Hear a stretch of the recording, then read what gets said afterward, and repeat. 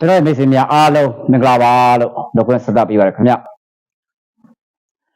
ကျွန်တော် TikTok ဒီ YouTube မှာကျွန်တော်အပတ်စဉ်ဆောင်ရွက်နေကြဗီဒီယိုဖိုင်လေးရှိတယ်အဲ့ဒီဗီဒီယိုဖိုင်လေးတွေကတော့ဥမာနေတာသမီးတူဆိုလို့ရှိရင်ဗီဒီယိုဖိုင်လေးကတူမယ်ပေါ့နော်တူမယ်ဆိုတဲ့အခါကျတော့တူတဲ့အခါကျတော့တနင်္ဂနွေကနေပြီးတော့အင်္ဂါသားသမီးဒီဗီဒီယိုဖိုင်ပေါင်းစပ်ပြီးတော့ဗီဒီယိုဖိုင်ဒါမျိုးလေးဖြစ်မယ်ပြီးလို့ရှိရင်ဗီဒီယိုတစ်ဖိုင်ကိုနေတာသမီး2ဦးဖြစ်လည်းပဲ3ဦးဖြစ်ပြီဥမာတနင်္ဂနွေကနေပြီးတော့အင်္ဂါထိအောင်ကျွန်တော်ပေါင်းစပ်ပြီးတော့တင်ဆက်ပေးထားတယ်ပြီးလို့ရှိရင်ဘော်ဒူကနေပြီးတော့ရာဟုစသဖြင့်ပေါ့ဇတာပရိယကနေပြီးတော့စနေဒီဘက်မှာဒီလိုလေးပေါ့ကျွန်တော်တင်ပေးထားတယ်အဲ့ဒါတပတ်စာပေါ့နော်အဲ့တော့ပြောချင်တာကကျွန်တော်ကဒီဥပမာမဲ့တပတ်စာဆိုတဲ့အပိုင်းမှာ26ရက်နေ့ကနေပြီးတော့4လပိုင်း1ရက်နေ့အတွက်ဆိုလို့ရှိရင်နေ့ကြိုတင်ပြီးတော့ကျွန်တော်ဒီ YouTube ကိုကျွန်တော်တင်ပေးထားမှသာလဲအဲ့ဒီရက်မတိုင်ခင်မှာဥပမာနည်းနည်းရက်ကကျွန်တော်မိတ်ဆွေတွေပြည်တွင်းမှာရှိတဲ့မိတ်ဆွေရောပြည်ပမှာရှိတဲ့မိတ်ဆွေရောရရလေးတွေလောက်ရပဲအခက်အခဲဖြစ်လို့ရှိရင်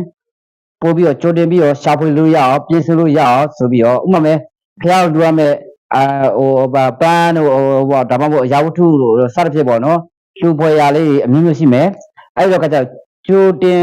ပြင်ဆင်မှုရအောင်ရှာဖွေခြင်းရအောင်ကျွန်တော်က2ရက်ကြိုတင်ပြီးတော့အတက်နိုင်ဆုံးတင်ဆက်ပေးနေခြင်းဖြစ်တယ်ဒါကကျွန်တော်ကတပတ်စာနဲ့ပတ်သက်ပြီးတော့ဟောစရအတွက်ကိုညှောက်ပေးခြင်းဖြစ်တယ်ကျွန်တော်ကအဓိကပဲကျွန်တော်ကအဘဆရာကြီးမင်းသိန်းကြရဲ့တပည့်ချင်းဆရာ900ဝက်မှာအဲ့တော့ကျွန်တော်ဘေးရင်ဟောပြောခြင်းရရနဲ့ပတ်သက်တဲ့ကိစ္စတွေကိုညှောက်ပေးခြင်းနဲ့အဋ္ဌံပိုင်းဆိုင်ရာလေးတွေနောက်ရရပိုင်းဆိုင်မှာအဋ္ဌံမဲ့ဂါရမဏလေးတွေဒါလေးတွေကျွန်တော်မျှဝေပေးနေတဲ့ဘေးရင်ဆရာဖြစ်ပါတယ်ဒါကြောင့်မလို့ဒီလိုမျှဝေပေးတဲ့အပေါ်မှာကျွန်တော်ဂမ်ဘီယာကိစ္စတွေလည်းပါမယ်လောကပညာတွေအဓိကထားပြီးတော့အဲ့တော့အဓိကပြဿနာကဒေရင်ပညာဂမ်ဘီယာပညာလောကပညာပေါ့နော်အဲ့တော့ဒါကြောင့်မလို့ကျွန်တော်ရဲ့ဆရာတခင်နဲ့အတူတူနေခဲ့စဉ်မှာစီးပူးထားတဲ့ပညာရက်တွေအဘမင်းသင်္ကနဲ့အတူတကွအဘမင်းသင်္ကနဲ့အတူတကွနေစဉ်ခါတော့ကလည်းကျွန်တော်တို့အဘကဘယ်လိုကိစ္စဖြစ်ရင်ဘယ်လိုဆောင်ရွက်ရမလဲဆိုတဲ့ဤပညာတွေကျွန်တော်ကဒီဘက်မှာကျွန်တော်နေရာမှာကျွန်တော်ဟောကန်းနဲ့ရက်တည်တဲ့အခါမှာအခုလိုကျွန်တော်ရဲ့ရပ်ဝေးရမိတ်ဆွေတွေကိုမျှဝေပေးနေတဲ့ဘေးရင်ကဏ္ဍဖြစ်တယ်အဲ့တော့ဆရာနိုင်အောင်ဝင်းဆိုရဲအင်္ဂလိပ်လိုဆရာနိုင်အောင်ဝင်းဆိုYouTubeကနေပြီးတော့ရိုက်လိုက်လို့ရှင်ကျွန်တော်ရဲ့ဒီ public မှာတော်တော်ကောင်းပေါ့တော့ဒီဗီဒီယိုဖိုင်မှာပေါ့နော်ပရိုဖိုင်မှာကျွန်တော်ရဲ့အိမ်နီညူရောင်ကျန်ပြကလေးနဲ့နီညူရောင်အိမ်လေးနဲ့နောက်တစ်ခုကဓာတ်ဖန်လုံးလေးတစ်ခုပါတယ်ပေါ့နော်အဲ့တင်ဂီတာလေးဆိုလို့ရှင်ကျွန်တော်အခုတက်ပြီးတော့ run နေတဲ့ YouTube channel မှာတင်ထားတဲ့ဗီဒီယို channel ဖြစ်ပါတယ်ဗီဒီယိုနဲ့ပတ်သက်ပြီးတော့မျှဝေပေးနေတဲ့ကျွန်တော်ရဲ့ channel ဖြစ်ပါတယ်အဲ့ဒါအခုလက်ရှိ run နေတဲ့ channel ကအဲ့ဒါဖြစ်ပါတယ်ဒါကြောင့်မလို့ကျွန်တော်အဲ့ဒီလိုတင်ဆက်ပေးတဲ့အပိုင်းမှာတလစာကျွန်တော်တလစာနဲ့ပတ်သက်ပြီးတော့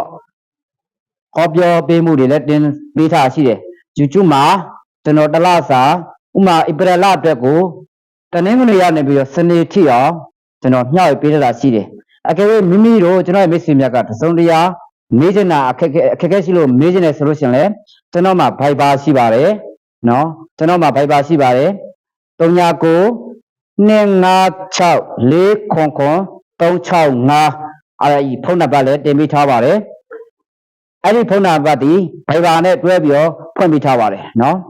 ဖုန်းနံပါတ်ရှိတယ်နောက်တစ်ခုက989 239 ဒီဖုန်းနံပါတ်လည်းကျွန်တော်ထပ်ပြီးတော့တင်ပေးထားပါတယ်တလုံးမဟုတ်တလုံးဆက်သွယ်လို့ရအောင်အဲ့ဒီဖုန်းနံပါတ်တွေဒီ Viber တွေလည်းဖွင့်ထားတယ်ကျွန်တော်ဒီမိမိတို့မိတ်ဆွေတွေဥမာတစုံတရာအခက်အခဲလေးတွေရှိတာတို့နော်အဲ့လိုမေးမြန်းတဲ့အပိုင်းမှာ Viber တို့ဗီဒီယိုဖိုင်ကနေပြီးတော့လည်းတိုက်မေးလို့ရပါတယ်ပြောလို့ရပါတယ်စာရေးတဲ့ခါမှာတော့ခက်ခဲရှိကောင်းရှိလိမ့်မယ်စာအရှိရတဲ့အပိုင်းမှာတော့ကျွန်တော်စာရေးတဲ့ဘက်မှာတော့ကျွန်တော်အချိန်မရလို့အဲ့ဆိုရင်တော့ရောက်ဖြစ်မှာမဟုတ်ဘူးဒါပို့ပလေးလည်းပြောပြတာဗီဒီယိုခေါ်မယ် မဟုတ်ဒီပြည်တွင်းကပုံဆက်ပြောမယ်ပြည်ပနိုင်ငံမှာရောက်ရှိတဲ့ကျွန်တော်မိတ်ဆွေတွေဗီဒီယိုကောနဲ့ပြောလို့ရပါတယ်ဆိုတာကိုဒီနေ့နေပြီးတော့ message ပေးခြင်းဖြစ်ပါတယ်เนาะဒါလေးကိုကျွန်တော်ညှောက်ပေးခြင်းနောက်လာမဲ့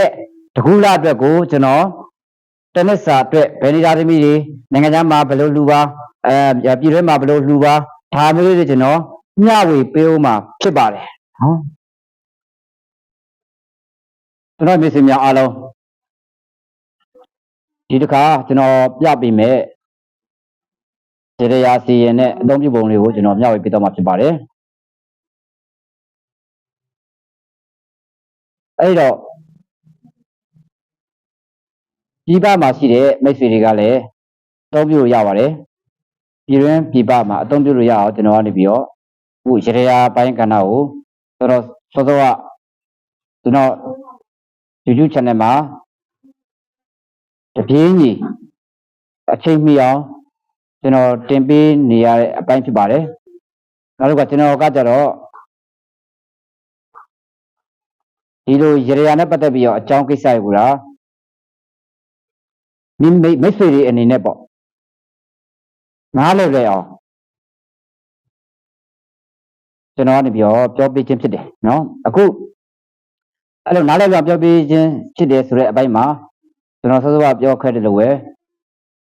အပတ်စဉ်ဟောစရန်ရှိတယ်တလစာဟောစရန်ရှိတယ်တစ်နှစ်လိုက်ဟောစရန်ရှိတယ်ခုနှစ်သားသမီးတွေအတွက်လည်းတက်စာအတွက်ကိုကကြမာစရိုက်တွေလည်းကျွန်တော်မျှဝေပေးထားတာဖြစ်တယ်ကျွန်တော်ရဲ့ဒီ file ကိုဒီကျွန်တော်ရဲ့ဒီ YouTube channel ကိုဖတ်ကြည့်လိုက်မယ်ဆိုလို့ရှိရင်ကျွန်တော်မျှဝေပေးတဲ့ဗီဒီယို file တွေကိုမိမိလိုချင်တဲ့အပိုင်းတွေနေသားသမီးအားလုံးဘယ်နေသားသမီးဆိုဘယ်နေသားသမီးမဆိုဒီလို file လေးတွေဆွဲကြည့်လိုက်တာနဲ့အားလုံးဘုရုတွေတော့မပါဘူးဘုရုတွေပါတယ်ဆိုတော့ပုံစံမဖြစ်ရလေအောင်ကျွန်တော်နေပြီးတော့တကယ်အခြေခံနေပြီးတော့မိမိတို့ကိုယ်တိုင်ဘာလို့ဘယ်လိုဆောင်ရွက်နိုင်မလဲဆိုတဲ့အပိုင်းလေးတွေဗီဒီယိုဖိုင်ကိုကြည့်လိုက်လို့ရှင်သိရှိမှဖြစ်တယ်ဒါတွေကအိမ်တော်ကြီးတွေစီးပွားရေးအစားတွေတွဲဖက်တွေပေါ့နော်လုပ်ငန်းနဲ့ပတ်သက်တဲ့အကြောင်းတရားတွေနောက်တက်ပံတက်စာဆောင်ထားမယ်အဆောင်လေးဒါကြောင့်မလို့ကျွန်တော်ကဒါကိုညှောက်ဝေပေးခြင်းဖြစ်တယ်အခုပြောပြပြီးမှာကတရားစမတစ်ခုပြဆိုတဲ့ဒီကတရားမင်းပုံလေးဖြစ်ပါတယ်နော်တရားစမတစ်ခုပြဆိုတဲ့ဒီစမလေးကိုဥမာဖျောင်းနေမှာပတ်ရမှာဖြစ်ပါတယ်ဖျောင်းနေမှာပတ်ရတယ်ပေါ့နော်ဖျောင်းနေပတ်တဲ့အခါမှာလည်းတရားမင်းပုံကိုပြင်ဘက်ကထားပြီးတော့သမပုံလေးကိုပြင်ဘက်ကထားပြီးတော့အရှိလိုက်ပတ်ရတာဖြစ်တယ်နော်ပတ်တဲ့အခါမှာဒီလိုကြီးမလက်ရဘူးပေါ့နော်ဒါဆိုရင်အင်းတို့စမတို့ပတ်တဲ့အခါမှာမှားရွံ့နေကြုံရတတ်တယ်မှားတယ်လို့ခေါ်ပါတယ်သူကဖျောင်းနိုင်အင်းဖျောင်းနိုင်စမဖျောင်းနိုင်နေပတ်တဲ့အခါမှာအခုလိုအရှိလိုက်ကလေးပတ်ခြင်းဖြစ်ပါတယ်နော်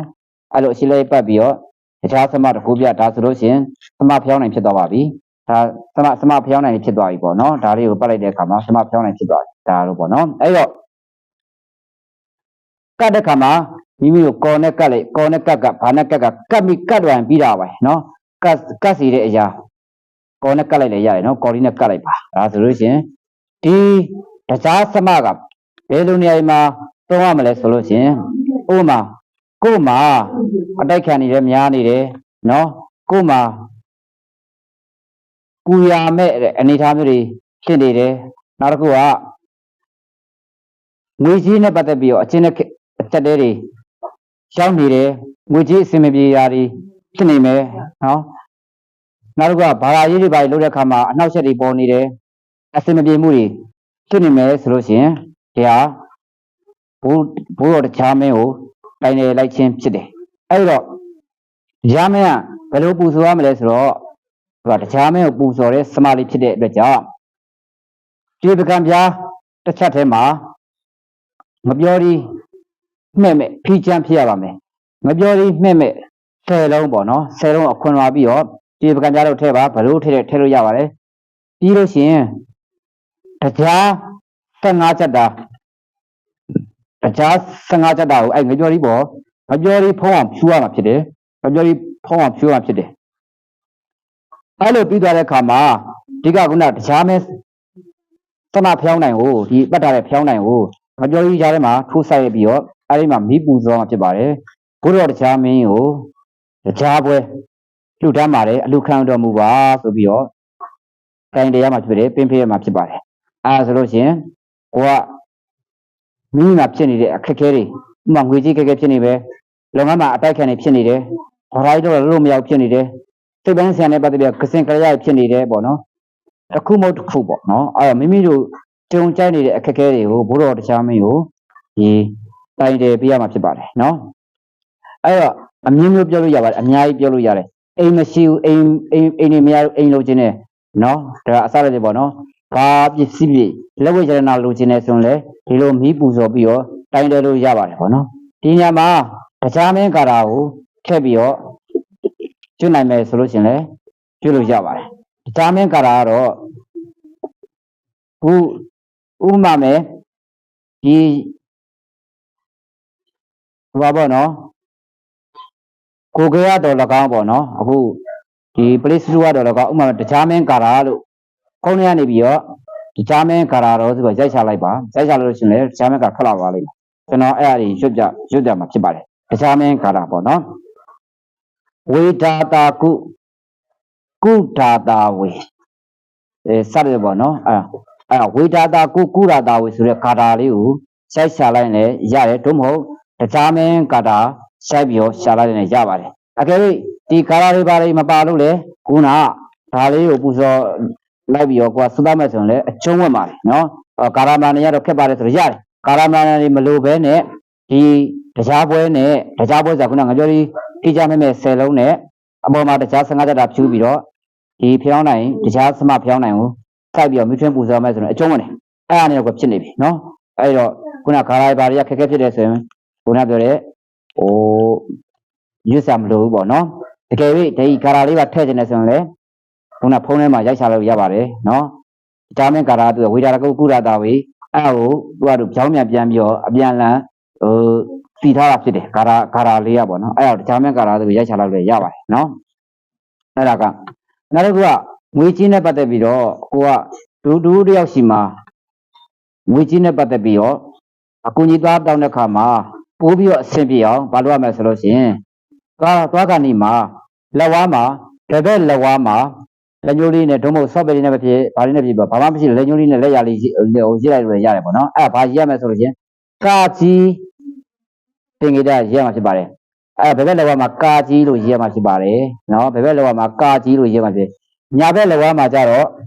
ရပ်ပလက်လို့ရေးရမှာဖြစ်ပါတယ်နော်အဲ့တော့ညာဘက်လက်ဝါးမှာရပ်ပလက်နော်အဲ့တော့ကာကြီးရပ်ပလက်ငွေဝင်ပါစေ9ချိန်ရွှတ်တော့မှာဖြစ်ပါတယ်ဒါလေးကိုချီးပြီးတော့ပထမဆုံးတော့လက်ခုပ်ကလေးဒီဘာပေါ့နော်9ချက်လောက်ပဲဖြစ်တီးလို့ရပါတယ်လက်ခုပ်ကလေး9ချက်လောက်တီးလို့ရပါတယ်ဆရာလက်ခုပ်တီးရဲဆိုတာလည်းငွေဝင်တဲ့အတိတ်နိမိတ်ဖြစ်ပါတယ်ဒါအဲ့ဒါခါကျတော့အဲ့လိုတွေဆောင်ရွက်ပြီးတော့9ချိန်လောက်လက်ခုပ်ကလေးတီးပြီးတော့အင်္ဂလိပ်လိုထွန်ကဆိုတာ9ချိန်ရွှတ်ပြီးတော့ဖုန်းနဲ့ပြောရတော့၎င်းထုံးမို့လူတိုင်းသွားတော့၎င်းသွားပြီးတော့ကိုကြီးဆောင်လို့ရပါတယ်ငွေချင်းနဲ့ပတ်သက်ပြီးတော့နော်အဲ့တော့ငွေချင်းနဲ့ပတ်သက်တဲ့ဆောင်ရတဲ့ကိစ္စရဆိုရင်အယောင်းဝယ်ရမပါဘူးလားပါလာတော့ဒီပစ္စည်းတောင်းလိုက်မယ်ဆိုရင်ဒီငွေဖြစ်လာတာပဲနော်ထီထိုးလို့ပတ်စံပေါက်ချင်တယ်ဆိုရင်လေနော်ကဏန်းထိုးလို့ပတ်စံပေါက်ချင်တယ်ဆိုရင်လေဒီငွေဖြစ်ပေါ်လာတာပဲအဲ့တော့ဉာဏ်ရှိလို့တော့မှဖြစ်တယ်လောကီပညာနဲ့ပတ်သက်လို့ဉာဏ်ရှိဖို့လိုတယ်ဉာဏ်စိုက်ဖို့လိုတယ်နော်အဲ့တော့ငွေချင်းနဲ့ပတ်သက်ပြီးတော့ဘာလဲရောင်းငွေဝင်လာဖို့လိုတယ်အဲ့တော့ဒါမင်းကတာဒီခုနကာကြီးရပ်ပလက်တင်ဂီတရာဘယ်နာဖြစ်သုံးလို့ရတယ်ထွန်ကဆိုတာလေး9ချိန်ရွှတ်ပြီးတော့အကူကြီးတောင်းဖို့အတွက်ထပ်သွားမှာဖြစ်တယ်တို့မဟုတ်စီမံဆောင်ရွက်မှာဖြစ်တယ်အောင်မပစ္စည်းကိုရောင်းနေတယ်ဆိုရင်ထွန်က9ချိန်ရွှတ်ပြီးတော့ဒီပစ္စည်းအများဆုံးရောင်းထပ်ပါစေဒီငွေလာဖို့လိုတယ်ဒီပစ္စည်းရောင်းထပ်ပြီးငါရှိငွေဝင်လာပါစေအထူးကမကြအောင်ပေါ့လက်ငင်းချက်ချင်းလက်ငင်းငွေတွေရောက်လာပါစေဒါလေးတွေကိုဆောင်ရွက်မှာဖြစ်ပါတယ်နော်အဲ့တော့ဒီနေ့ကျွန်တော်မျှဝေပေးတာတွေကဒီတရားမင်းစမတရားပွဲနဲ့ငွေကြီးနဲ့ပတ်သက်ပြီးတော့အဓိကဆောင်ရွက်ပေးနေဖြစ်တယ်နောက်ပိုင်းမှာကျွန်တော်ငွေကြီးနဲ့ပတ်သက်တဲ့ကိစ္စတွေဆောင်ရွက်ပေးနေမှာဖြစ်တယ်နော်အဓိကငွေရဲမဟုတ်လားနော်ကျွန်တော်တို့ဗာမင်းတွေကပြောမှုရတယ်ပထမဆုံးကိုကိုရမှာဖျားဖြစ်တယ်ဒုတိယအဲ့တော့တစ်ကမ္ဘာလုံးမှာသူ့ရဲ့ကိုကိုရယုံကြည်မှုဘာသာအလိုက်ပေါ့နော်အဲ့တော့ အင်္ဂလိပ်လိုဆိုလို့ရှိရင် God ဖျားပေါ့နော်အဲ့တော့ပြောချင်တာကပထမက God နော်ဒုတိယက second God ဆိုတော့ကဒုတိယဖျားတခင် money နော် money ကြတော့ဒုတိယဖျားတခင် second God money ရတယ်ငွေရလဲအရေးကြီးပါရဲ့လို့ပြောချင်ပါတယ်အဲ့တော့ဒီတရားမင်းစမတရားပွဲတွေဒီမှန်ဆောင်ရကပါကျွန်တော်တို့ဒီတောက်ကြနေလို့နော်တောက်ကြနေလို့စီမံမဲ့ဆောင်ရမယ်ဆိုလို့ရှိရင်ပို့ပြီးတော့အကောင်းတယ်တောက်ကြနေမနေ့ပိုင်းလေးပေါ့နော်မနေ့ပိုင်းလေးမှာမနေ့ပိုင်းဒီ6နာရီလောက်စီမံဆောင်ရမယ်ဆိုလို့ရှိရင်ပို့ပြီးတော့စမ်းပါလေတောက်ကြနေပေါ့နော်နောက်တစ်ခုကတနင်္ဂနွေနေ့မှာလည်းရှင်းလို့ရပါတယ်တနင်္ဂနွေမှာကြတော့ကျွန်တော်တို့ဒီဟွာပေါ့နော်ဒီ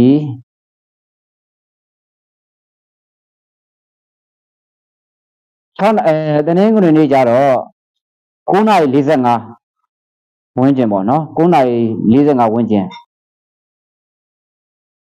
ပို့ပြီးတော့အကောင်းပါတယ်တနင်္ဂနွေနေ့နဲ့တောက်ကြနေမှတ်တာပေါ့တောက်ကြနေရတော့မနေ့6နာရီအဲ့အစီရင်လုပ်လို့ရတယ်တနင်္ဂနွေနေ့ကြတော့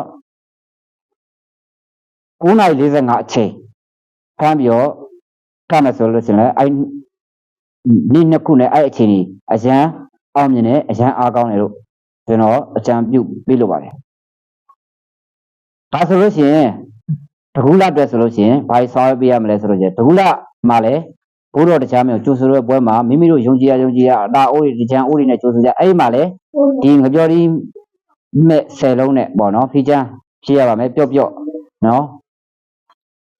10လုံးနဲ့ခုနတရားနဲ့ပေါ့နော်အဲ့ဒီပွဲနဲ့လေနှစ်ဆန်းဟိုပေါ့ဟိုတရားမင်းအကျိုးနေ့တရားအကျိုးနေ့မှာလေအဲ့ဒီတရားမင်းကျိုးတဲ့ပွဲမှာဒီတရားပွဲကိုထည့်ပြီးတော့တင်လို့ရပါတယ်ဆိုကြကျွန်တော်မိတ်ဆွေတွေကိုမျှဝေပေးခြင်းဖြစ်ပါတယ်ကဲနော်အားလုံးကျွန်တော်မိတ်ဆွေများစိတ်ချမ်းသာခြင်းကိုယ်ကျမ်းမာခြင်းများပြည့်စုံကြပါစေခင်ဗျ